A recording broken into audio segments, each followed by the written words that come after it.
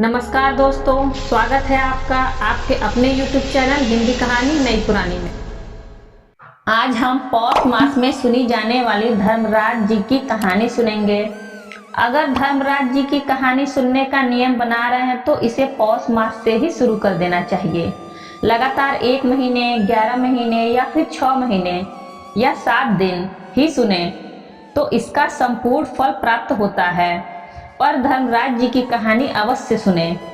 धर्मराज जी की कहानी सुनने के बाद अगर आप में सामर्थ्य है तो आप व्रत करें और 1.25 महीने, 5 महीने, 7 महीने या 11 महीने के बाद व्रत का उद्यापन कर दें। इसका संपूर्ण फल प्राप्त होता है। धर्मराज जी की कहानी सुनने से यह लोक और मरने के बाद परलोक सुधर जाता है। मनुष्य को मरते समय की पीड़ा नहीं देखनी पड़ती। धर्मराज जी के खाते में उसके लिखे हुए पाप धुल जाते हैं। आइए हम धर्मराज जी की एक पौराणिक कथा सुनते हैं। इस कहानी को सुनने और व्रत करने से मोक्ष एवं स्वर्ग की प्राप्ति होती है। कहानी शुरू करने से पहले आप सभी से निवेदन है, जो लोग चैनल में नए हो वो चैनल को सब्सक्राइब कर लें। एक समय की बात है जब पृथ्वी लोक पर बब्रुवाहन नामक एक राजा हुआ करता था। उनका राज्य बड़ा ही सुखद था, समृद्ध था एवं राजा भी बड़े दयालु थे। इसी राज्य में एक ब्राह्मण हरिदास भी निवास करता था। हरिदास एक तपस्वी था एवं उसका विवाह गुणवती से हुआ था, जो कि बहुत ही सुशील, धर्मवती एवं पतिव्रता महिला थी। गुणवती ने जीवन भर में सभी देवी देवताओं की उपासना की और सभी प्रकार के व्रत किए एवं दान धर्म भी किया करती थी।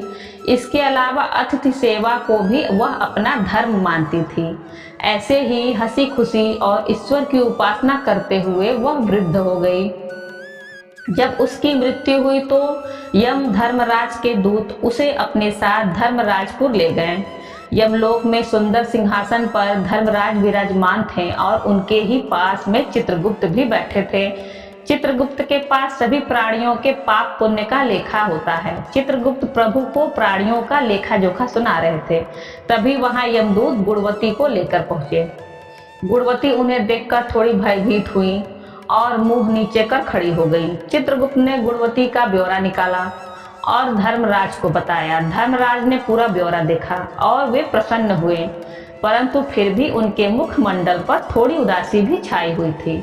यह देखकर गुणवती ने पूछा, हे प्रभु, मैंने तो सारे सत्कर्म ही किए, फिर भी आपके मुख पर यह उदासी छाई है, इसका क्या कारण है?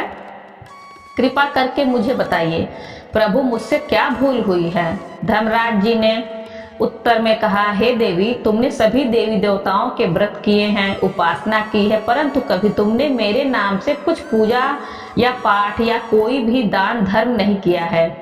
धर्मराज जी की यह बात सुनकर गुणवती ने धर्मराज जी से क्षमा याचना की और कहा कि मैं आपकी उपासना नहीं जानती थी।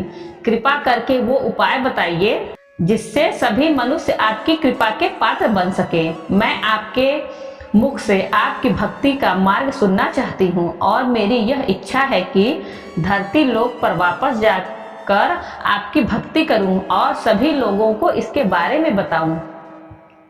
धर्मराज जी ने यह उसकी विनती सुनकर बताया, जिस दिन सूर्यदेव उत्तरायण में प्रवेश करते हैं, यानी कि मकर संक्रांति के दिन मेरी पूजा शुरू करना चाहिए और उस दिन से लेकर पूरे 1 वर्ष तक मेरी पूजा करते हुए कथा सुननी चाहिए और एक दिन भी पूजा या कथा नहीं छूटनी चाहिए। साथ ही पूजा करने वाले व्यक्ति को धर्म के इन 10 नियमों का पालन करना चाहिए। पहला, धीरज रखना एवं संतुष्ट रहना। दूसरा, अपने मन को वश में रखना और सभी को क्षमा करना।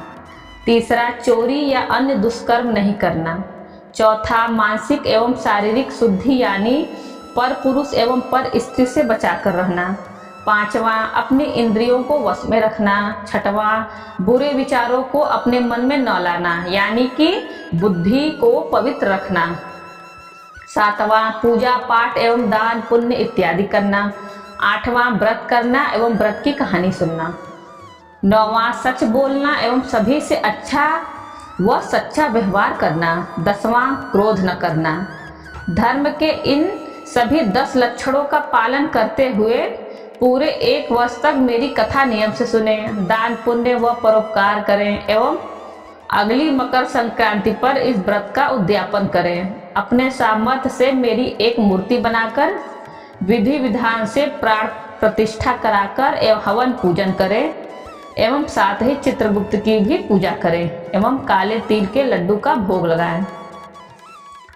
ब्राह्मण को भोजन कराएं व बांस की टोकरी में 5 सेर अनाज का दान करें। इसके अलावा गरीबों या जरूरतमंद को गद्दा, तकिया, कंबल, चप्पल, लोटा व वस्त्र आदि का दान करें।